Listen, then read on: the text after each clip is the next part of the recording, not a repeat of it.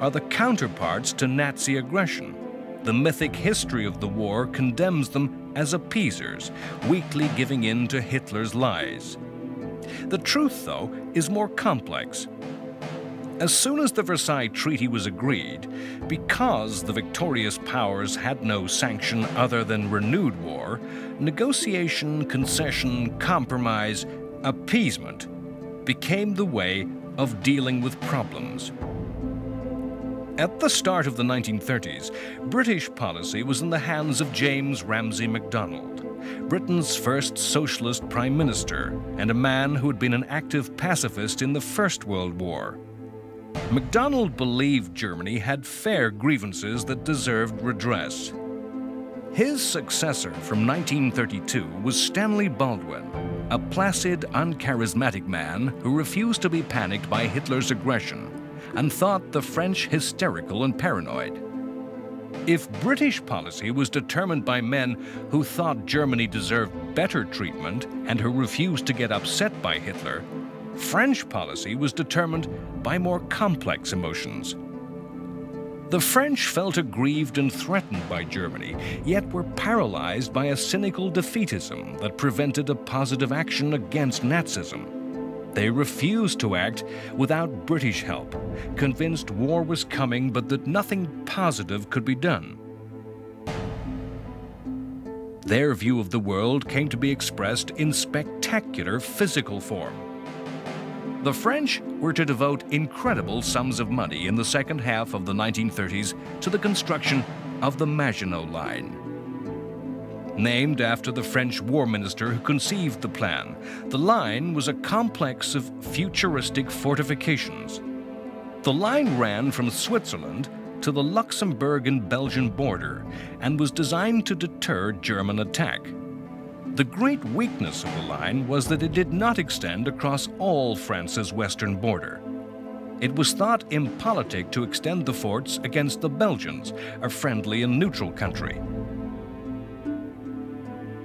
Nearly 500,000 French troops inhabited underground cities of war, manning huge ammunition stores, deep armored bunkers with underground roads and railways. The rigidity of the Maginot Line reflected the French strategic mind.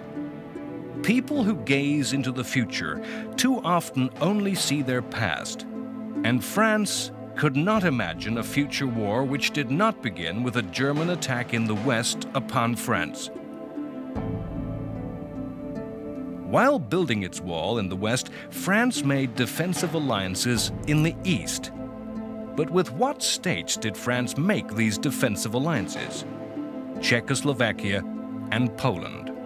Small countries, weak countries, countries that had scores with whom Hitler had grievance, countries that had German minorities, had German territory. Poland was notoriously unstable and aggressive, with delusions of great power and status. These alliances would be more likely to drag France into a war as deter Germany. Not all politicians in the democracies were appeasers. In Great Britain, Winston Churchill constantly warned that Nazism would in the end bring a huge war.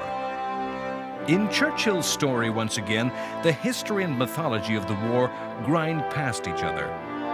In the 1930s, Churchill was thought a dangerous eccentric who, by his constant calls for more arms, was likely to bring about war. Churchill already had a long history in British politics and not a history covered in glory.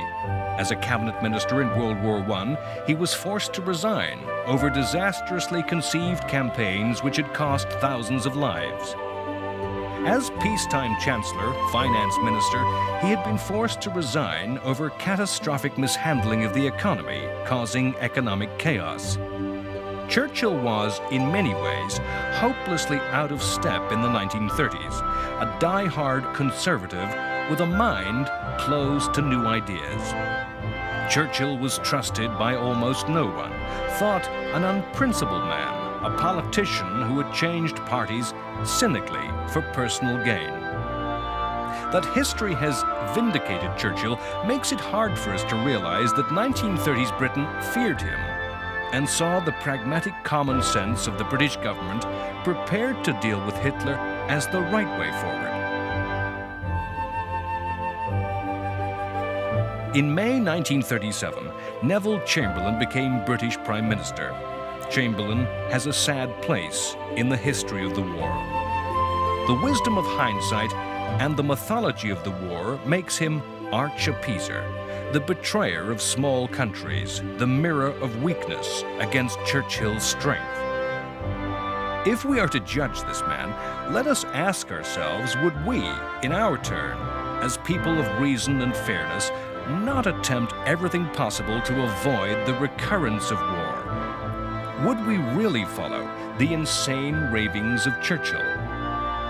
Chamberlain was a sharp contrast to his predecessor, Baldwin, who placidly drifted through international affairs.